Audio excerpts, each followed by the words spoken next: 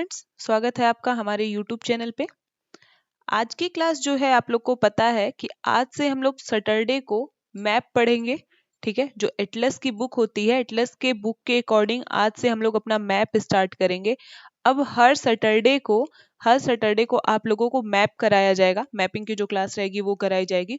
उसमें हम लोग पूरा एटलस की जो बुक होती है, एटलस की बुक को लेकर के पढ़ रहे हैं। ठीक है, अगर आप लोग के पास बुक नहीं है तो आप लोग बुक खरीद लीजिए, नहीं तो आप इसका पीडीएफ भी डाउनलोड कर सकते हैं। ठीक, तो आज की क्लास स्टार्ट करने से पहले हम बात कर लेते हैं अपने एप्लीकेशन के बारे में। आप अपने स्क्रीन पे लोगो देख रहे हैं जो हमारे ऐप का है। ठीक है, ये प्ले स्टोर पे आराम से आपको मिल जाएगा। आप ये नाम डाल करके सर्च करेंगे, सत्यम क्लासेस नाम डाल के सर्च करेंगे तो तुरंत आपको ये प्ले स्टोर पे एप्लीकेशन मिल जाएगा। ठीक है, आप वहां से इसको डाउनलोड कर सकते हैं और इस एप्लीकेशन पर डीएलएड फोर्थ सेमेस्टर जो है उस सेमेस्टर का आपको यहाँ पे मैथ और एसएसटी के कोर्स मिल जाएंगे। ठीक है, आप चाहें तो इन कोर्सेज को अलग अलग भी ले सकते हैं और अगर आप चाहें तो इनका कॉम्बो कोर्स भी ले सकते हैं। ठीक है, बाकी का जो आप ऐप जब खोलेंगे तो आपको फ्री स्टडी मटेरियल का ऑप्शन मिलेगा। वहां पर आपको फ्री स्टडी मटेरियल में प्रीवियस ईयर जो आपके बुक्स हैं, ठीक है, चाहे वो फर्स्ट सेमेस्टर के हों, सेकंड के हों, थर्ड के हों, सारे बुक्स लगभग वहां पे फ्री स्टडी मटेरियल के तौर पे वहां पर आप लोगों को प्रोवाइड करवा दिए गए हैं। प्रीवियस ईयर पेपर भी आपको मिल जाएगा, प्रीवियस ईयर पेपर, और साथ ही साथ आपके जो टेट और सीटेट के जो पेपर हुए हैं वो पेपर भी आपको सॉल्व फॉर्म में फ्री स्टडी मटेरियल के तौर पे फ्री ऑफ कॉस्ट मिल जाएंगे। ठीक है, आप ये सारी चीजें जाकर के वहां से ले सकते हैं। दूसरी चीज, 1 जून से हमारा टेट और सीटेट के लिए नया बैच स्टार्ट हो रहा है। अगर आप चाहते हैं, आप इंटरेस्टेड हैं तो खुद को यहाँ एनरोल करा सकते हैं। और दूसरी चीज, जो हमारा पूरा यूट्यूब पे क्लास चलता है, वो क्लास जितने भी आपको ये कह सकते हैं पढ़ाए जाते हैं चीजें, ठीक है, वो सारी चीजें पीडीएफ के फॉर्म में आपको हमारे ऐप के ऊपर मिल जाएंगी। ये भी एकदम फ्री ऑफ कॉस्ट है, आपको इसके लिए 1 भी रुपए नहीं देना है।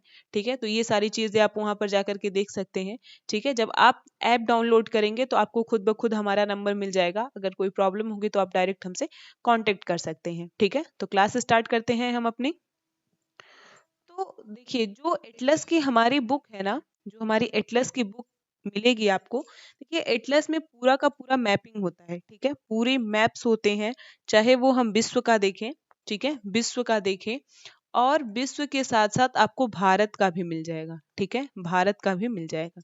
ठीक, जो मैप होते हैं, ये 3 तरीके के होते हैं। ठीक है, मैप कितने तरीके के होते हैं? 3 तरीके से होते हैं। पहले कुछ हम बेसिक नॉलेज जान लेते हैं मैप के बारे में कि कौन कौन से मैप होते हैं।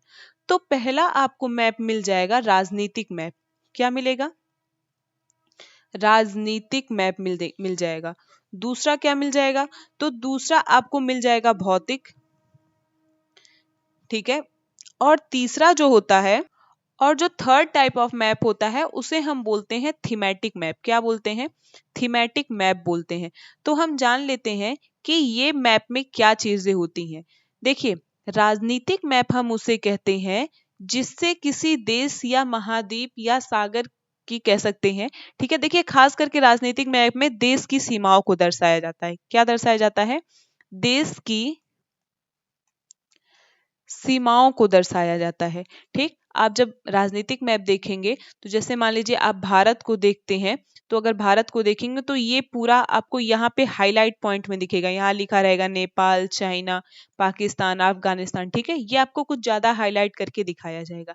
लेकिन जब आप भौतिक देखते हैं तो भौतिक मानचित्र में क्या होता है? भौतिक मानचित्र में आपको प्राकृतिक चीजों को दर्शाया जाता है, प्राकृतिक स्थल को दर्शाया जाता है। कैसे? तो मान लीजिए कि ये पूरा का पूरा आप भारत का मैप बना दिए ना, भारत का मैप जब पूरा बना देंगे तो वो दिखाएगा कि यहाँ पर कौन सा पहाड़ पड़ता है, यहाँ पे कौन सा पहाड़ पड़ता है, ये वाला एरिया को हम क्या कहते हैं, इस एरिया को क्या कहते हैं। ठीक है, वो सारी चीजें, यानी कि जनरली पूरा का पूरा प्राकृतिक स्तर पे देश में किस किस जगह पे कौन सा प्राकृतिक चीज उपलब्ध है, कहाँ पे नदी है, कहाँ पर पहाड़ है, ठीक है, कहाँ पर आपके कह सकते हैं ज्वालामुखी है, कहाँ पर पठार है, ये सारी चीजें हमारे भौतिक मानचित्र के अंतर्गत दर्शाई गई रहती हैं। बाकी राजनीतिक मैप के अंतर्गत हम बता दिए कि देश की सीमाओं को दर्शाया जाता है, ठीक। और थीमेटिक मैप क्या होता है, तो ये विशेष कार्य के लिए बनाया जाता है, ठीक है, विशेष कार्य के लिए इसको बनाया जाता है, किसी छोटे जगह का होता है। जैसे आप पिक्चरों में देखे होंगे कि कोई भी पैसा कहाँ पर छिपाया गया है, एक मैप के माध्यम से लोगों को पता चल जाता है, ठीक है। या थीमेटिक मैप आप कह सकते हैं कि ये आपके गांव का भी मैप हो सकता है कि यहाँ गली से निकलेंगे यहाँ पर सड़क मिलेगा, दूसरे साइड से यहाँ सड़क आकर के मिल जाएगी, ठीक है। तो ये किसी विशेष पर्पज के लिए, विशेष कार्य के लिए ये थीमेटिक मैप बनाया जाता है, ठीक है। तो आई थिंक आप लोगों को समझ में आ गया होगा कि जो मैप होता है वो कितने तरीके का होता है। राजनीतिक होता है, जो कह सकते हैं कि टोटली हमारे देश की सीमाओं को दर्शाता है। देखिए, देश की सीमाओं को दर्शाने का मतलब, राजनीतिक का मतलब यहाँ पे समझेंगे आप लोग कि देश के कह सकते हैं सरकार के द्वारा, दो देशों की सरकार के द्वारा जो सीमाएं टच की जाती हैं उसका निर्धारण करके ये राजनीतिक मैप बनाया जाता है, ठीक है। अगर मान लीजिए चाइना भारत में घुस रहा है तो ये हमें पता कैसे चलेगा, जब हम अपने राजनीतिक मैप को देखेंगे तो हमें पता चलेगा अच्छा चाइना ने हमारा बॉर्डर क्रॉस करके हमारे देश में प्रवेश कर लिया है, ठीक है। तो ये सारी चीजें हमें राजनीतिक मैप के थ्रू पता चलती हैं। बाकी जो भौतिक मैप है ये हमें क्या दर्शाता है, प्राकृतिक स्थल को दर्शाता है। ऐसा नहीं है कि राजनीतिक मानचित्र में भौतिक मानचित्र नहीं रहता है, ठीक है। आप राजनीतिक मानचित्र देखेंगे तो वहां पे भी प्राकृतिक स्थल दिखाए जाएंगे, ठीक। ये दोनों क्या होते हैं, राजनीतिक और भौतिक मिक्स आपको मिल जाएंगे, ऐसा नहीं कि ये बिल्कुल अलग अलग होता है। ये आपको अलग अलग फॉर्म में कब मिलेगा, जब आप देखेंगे, जब आप पूरा स्टार्ट करेंगे मैपिंग की, जब बुक आप स्टार्ट करते हैं तो पहला जो आपको मैप मिलेगा, पहला मैप जो मिलता है वो प्राकृतिक मैप मिलता है, ठीक है। प्राकृतिक मैप में आपको क्लियर दिखाया जाएगा, प्राकृतिक मैप में पूरा क्लियर दिखाया जाएगा कि यहाँ पर अफ्रीका है, ठीक है, यहाँ पर अफ्रीका है, यहाँ पर एशिया है, यहाँ यूरोप है, ऐसे क्लियर दिखाया जाएगा। लेकिन इसमें ये नहीं दिखाया जाएगा कि एशिया में ये भारत है, ठीक है, ये चाइना है, ये सारी चीजें इतने अच्छे से दिखाई नहीं जाती हैं। लेकिन जो राजनीतिक मैप होता है, राजनीतिक मैप में वो क्लियर दिखाएगा कि भारत का बॉर्डर यहाँ से लगता है, नेपाल का बॉर्डर यहाँ से लगता है, ठीक है, वो पूरा उसमें क्लियर कर दिया जाता है। और थीमेटिक मानचित्र भी शायद आप लोग को समझ में आ गया होगा कि वो किसी विशेष कार्य के लिए बनाया जाता है, ठीक है। थीमेटिक मानचित्र खास करके ये बहुत छोटे स्थानों के लिए बनाया जाता है। हम कह सकते हैं कि जैसे आपके यहाँ कोई घर बन रहा है तो भी हम थीमेटिक मानचित्र बना लेते हैं, ठीक है। तो ये मैप के टाइप हो गए। अब देखिए, मैप को पढ़ने के लिए ना हमें सबसे पहले दिशा का ज्ञान होना चाहिए। किसका ज्ञान होना चाहिए, दिशा का ज्ञान होना चाहिए। बहुत सारे बच्चों को यही नहीं पता होता है कि दिशा क्या होता है, ठीक है। कोई भी मैप हम देखते हैं तो मैप में बहुत सारे बच्चे कंफ्यूज हो जाते हैं कि कैसे इनको पता चल गया इस मैप को देख करके कि ये साइड जो है ये पूरब हो गया, ये साइड ये पश्चिम हो गया, ठीक है। बहुत सारे बच्चे कंफ्यूज हो जाते हैं, लेकिन मैं बहुत बेसिक चीजें आपको बता रही हूँ। जब आप कोई भी मैप देखते हैं ना तो मैप में हमेशा एक सिंबल बना रहता है जो आपकी दिशा को निर्धारित करता है, ठीक है, दिशा को निर्धारित करता है। वो आपको इस दो तरीके का मिल जाएगा, ठीक है, ये दो तरीके का आपको मिल जाएगा जो हमें क्या करता है, दिशा को दिखाता है। अब इस दोनों में कैसे पता चलता है, तो देखिए अगर सिर्फ ऐसे सिंबल मिल रहा है तो यहाँ पर ऊपर लिखा रहेगा उत्तर, ठीक है, क्या लिखा रहता है, उत्तर लिखा रहता है। अगर इस तरह से मिल रहा है तो ऊपर उत्तर लिखा रहेगा, नीचे दक्षिण लिखा रहेगा, फिर इस साइड पूरब रहेगा और इस साइड क्या रहता है, पश्चिम रहता है। इस तरह के सिंबल में आपको चारों दिशाओं को दर्शाया रहता है और इस तरह का जो सिंबल बनता है वो सिर्फ उत्तर दिशा को दर्शाता है, ठीक है। तो अगर इस साइड उत्तर हो गया तो नीचे क्या हो जाएगा, ऑटोमेटिक दक्षिण हो जाएगा, ये वाला एरिया पूरब हो जाएगा और ये पश्चिम हो जाएगा। तो जब भी आप मैप देखेंगे ना, मान लीजिए कि ये मैंने एक मैप आपको दिया, ठीक है, ये मैंने आपको एक मैप बना करके दे दिया और इस मैप में उत्तर लिख दिया, ठीक है, यहाँ पर मैंने उत्तर लिख दिया, यानी कि ये वाला जो दिशा मैप का हमें दर्शाएगा, ये वाला, ये हमें क्या दर्शाएगा, उत्तर दिशाएगा। लेकिन आप जहां पर खड़े हैं उत्तर यहाँ पर आपका इस साइड है, ठीक है, इस साइड है। तो जब भी आप मैप रख करके देखेंगे ना तो मैप के उत्तर को आपके अपने दिशा, जो उत्तर जो आपका रियल दिशा है, ठीक है, जिस दिशा में आप खड़े हैं उस दिशा के उत्तर से उसको मिला करके रखना होगा। यानी कि जब आप मैप रखेंगे ना जब आप मैप रखेंगे तो जो उत्तर दिशा दर्शा रहा है मैप का वो आपको ऐसे रखना पड़ेगा, तब ये उत्तर जो आपका वास्तविक दिशा उत्तर होगा और जो मैप का दिशा उत्तर होगा, जब ये दोनों एक तरह से हो जाएंगे तब आपका मैप क्लियर होगा कि अच्छा आपको इस रास्ते जाना है या इस रास्ते जाना है। ठीक है, तो मैप में सबसे पहले हमें क्या जरूरी हो गया, दिशा जरूरी होता है। ये आपके सभी मैपों में मिल जाएंगे, कोई भी मैप आप देखें, राजनीतिक देखें, भौतिक देखें, थीमेटिक देखें, कोई भी आप मैप देखेंगे तो वहां पर आपको क्या मिल जाएगा, पूरा का पूरा कह सकते हैं दिशा को डिफाइन करने के लिए इस तरह से सिंबल मिल जाएंगे। ठीक है, आई थिंक आप लोग को दिशा समझ में आ गया होगा कि मैप को देखने के लिए हमें दिशा की जरूरत क्यों होती है। ठीक है, अगर दिशा का ही ज्ञान नहीं रहेगा तो आपका मैप उल्टा हो जाएगा और आप कहीं और जाना रहेगा, चले जाएंगे कहीं और। ठीक है, तो ये पॉइंट आपको समझ में आ गया होगा। दूसरा क्या जरूरी होता है मैप में, तो दूसरा हमारे मैप में जरूरी होता है मानक। ठीक है, और मानक के लिए हमें जरूरी होता है एक मापक। ठीक है, अब देखिए आप लोगों ने देखा होगा, आप लोगों ने एक चीज नोटिस किया होगा कि कभी कभी क्या होता है कि हम इतने छोटे से ही मैप में पूरे विश्व को दर्शा देते हैं। ऐसा होता है कि नहीं, बिल्कुल होता है। हम लोग ग्लोब देखते हैं, इतना छोटा सा भी ग्लोब मिलता है और इतना बड़ा भी ग्लोब मिलता है।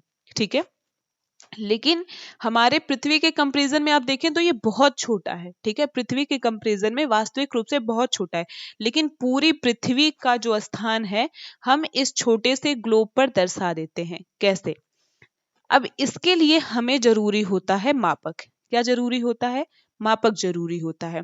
आप लोग जब क्लास में पढ़ रहे होंगे, मैथ पढ़ रहे होंगे, तो एक उसमें आप लोगों को मिलता रहा होगा इस टाइप का सवाल कि एक फूल जो है, एक फूल जो है वो 5 व्यक्तियों को दर्शा रहा है। ठीक है, 5 व्यक्तियों को दर्शा रहा है, इस टाइप के सवाल आप लोगों को मिले होंगे। ठीक है, तो वही सेम कंडीशन यहाँ पर भी होता है।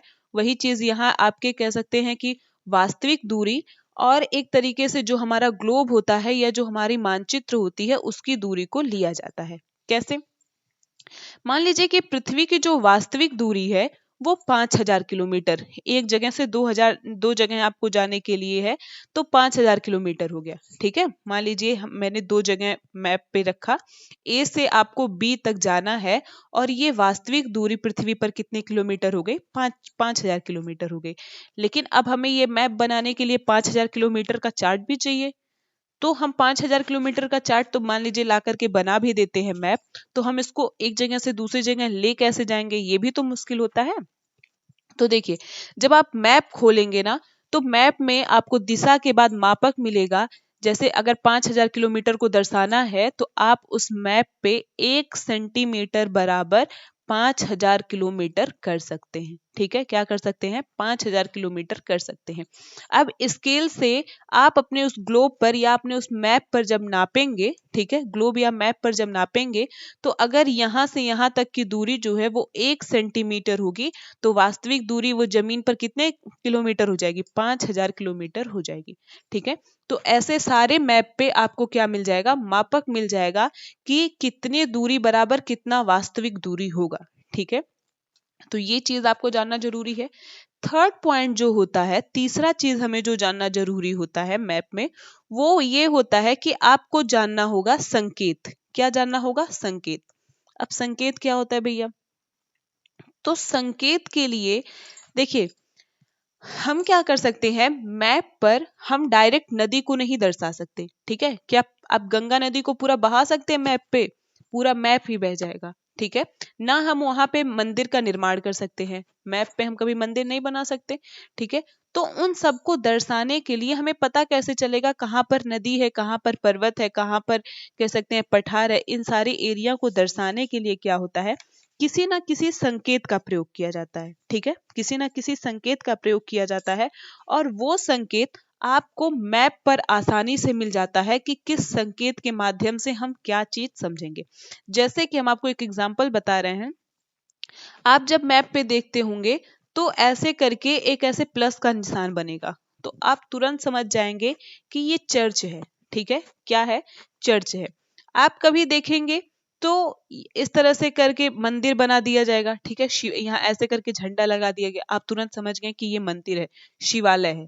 ठीक है, दूसरे तरीके से भी हम देख सकते हैं, आपको रेलवे की पटरियां मिल जाएंगी, ऐसे करके उस पे ऐसे ऐसे खींचा गया होगा, आप समझ जाएंगे कि यहाँ पर रेलवे की पटरी है। ठीक है, दूसरा आपको क्या मिल जाएगा, नदी को दर्शाना है तो नदी हम नीले रंग से, देखिए ऐसे ऐसे बना देंगे और नीला रंग का कलर फिल कर देंगे, तो वो हमें क्या दर्शाएगा, वो हमें दर्शाएगा कि ये कोई ना कोई नदी है। ठीक है, तो इन संकेतों का हम प्रयोग करते ही करते हैं, साथ में इन संकेतों में हम रंगों का भी प्रयोग करते हैं। किसका प्रयोग करते हैं, रंगों का भी प्रयोग करते हैं। पानी को दर्शाने के लिए हम नीले रंग का यूज करेंगे, किसका यूज करेंगे, नीले रंग का यूज करेंगे। फिर अब इस नीले रंग में भी हम कई नीले का प्रयोग करते हैं। अगर वो नदी बहुत गहरी है तो हम उसमें गाढ़े नीले का प्रयोग करते हैं। ठीक है, बहुत गाढ़े रंग के नीले का प्रयोग करते हैं, और जैसे जैसे वो थोड़ी छिछली दिखती है, ठीक है, कम गहरी दिखती है, तो हल्के नीले का भी हम प्रयोग करते हैं। ठीक है, तो संकेत में हमें कुछ इस तरीके से चिन्हों का प्रयोग करना होता है और कुछ रंगों का प्रयोग करना होता है, जिसके माध्यम से हम जानते हैं कि मैप पर कौन सा स्थान कहाँ पर स्थित है। तो आई थिंक मैप स्टार्ट करने से पहले आपको ये सारी चीजें समझ में आ गई होंगी कि मैप देखने के लिए हमें क्या क्या जानना जरूरी होता है। हमें दिशा जानना जरूरी होता है, मापक जानना जरूरी होता है, संकेत जानना जरूरी होता है, और उससे पहले जो विशेष हम कह सकते हैं, हमें ये जानना जरूरी होता है कि हम कौन सा मानचित्र देख रहे हैं, राजनीतिक मानचित्र देख रहे हैं, भौतिक मानचित्र देख रहे हैं, या थीमेटिक मानचित्र देख रहे हैं। ठीक है, बहुत सारे लोग भौतिक मानचित्र उठा लेंगे और उसमें खोजेंगे भारत कहाँ है, तो आपको भारत नहीं मिलेगा। आपको भारत तब मिलेगा जब आप राजनीतिक मानचित्र देखेंगे। ठीक है, तो चलिए आगे हम फिर देखते हैं। जब भी आप मानचित्र देखना शुरू करते होंगे ना, तो मानचित्र में आपको पहले चीज आप ये ध्यान दीजिएगा कि आपको इस तरीके से कुछ रेखाएं दर्शाई गई होंगी। ठीक है, इस तरह से रेखाएं दर्शाई गई होंगी। ठीक, तो इन रेखाओं को जानने से पहले हम कुछ नॉर्मल चीजें जान लेते हैं कि हमारे पूरे विश्व में कितने महाद्वीप हैं, कितने समुद्र हैं, ठीक है, या महासागर हम जिसको कहते हैं। ठीक है, कितने महासागर हैं, ये चीज पहले हम जान लेते हैं, फिर हम आगे इन चिन्हों को देखेंगे कि ये चिन्ह क्या होते हैं। तो महाद्वीपों की संख्या कितनी है, 7। आप सबको पता है कि महाद्वीप कितने हैं, 7 महाद्वीप हैं, जिसमें से सबसे बड़ा महाद्वीप हमारा कौन सा होता है, एशिया महाद्वीप सबसे बड़ा महाद्वीप होता है। ठीक है, एशिया महाद्वीप सबसे बड़ा महाद्वीप होता है, चाहे हम जनसंख्या के हिसाब से लें और चाहे क्षेत्रफल के हिसाब से। एशिया के बाद हमें क्या मिलेगा, एशिया के बाद हमें अफ्रीका मिलेगा, अफ्रीका महाद्वीप होता है। अफ्रीका महाद्वीप के बाद उत्तरी अमेरिका, उत्तरी अमेरिका, उत्तरी अमेरिका के बाद क्या मिलेगा, दक्षिणी अमेरिका मिलेगा। चौथा नंबर क्या हो जाएगा, दक्षिणी अमेरिका मिल जाएगा। दक्षिणी अमेरिका के बाद हम देखें तो हमें मिल जाएगा यूरोप, यूरोप मिल जाएगा। यूरोप के बाद जो हमें कह सकते हैं छठा मिल जाएगा, वो क्या होगा, अंटार्कटिका होगा, अंटार्कटिका होगा। और जो हमारा 7वां महाद्वीप होगा वो क्या होगा, ऑस्ट्रेलिया होगा। ठीक है, ऑस्ट्रेलिया होगा। आपको बस हम बताए हैं कि महाद्वीपों के कौन कौन से नाम हैं, आपको सिर्फ पहले नाम याद करने हैं। ठीक है, जैसे जैसे हम एक एक महाद्वीप के बारे में डिस्कस करेंगे, वैसे हम आपको बताएंगे कौन सा महाद्वीप बड़ा है, कौन सा छोटा है, उसको एक सीक्वेंस में बताएंगे हम आपको। ठीक है, महाद्वीप के बाद हमें पढ़ना है महासागर के बारे में। क्या पढ़ना है, महासागर के बारे में पढ़ना है कि महासागर कौन कौन से होते हैं। तो आप लोगों को कुछ महासागर के नाम पता होंगे, कुछ नहीं। कुछ लोगों को इतना ही कंफ्यूजन होता है कि महाद्वीप भी 7 है और महासागर भी 7 है, जबकि महासागरों की संख्या कितनी है, 5 महासागर हैं। कौन कौन से महासागर हैं, तो पहला आपको मिल जाएगा प्रशांत महासागर, प्रशांत महासागर। प्रशांत महासागर के बाद आपको दूसरा नाम मिल जाएगा हिंद महासागर, हिंद महासागर। हिंद महासागर के बाद आपको तीसरा नाम मिल जाएगा अटलांटिक महासागर, अटलांटिक महासागर।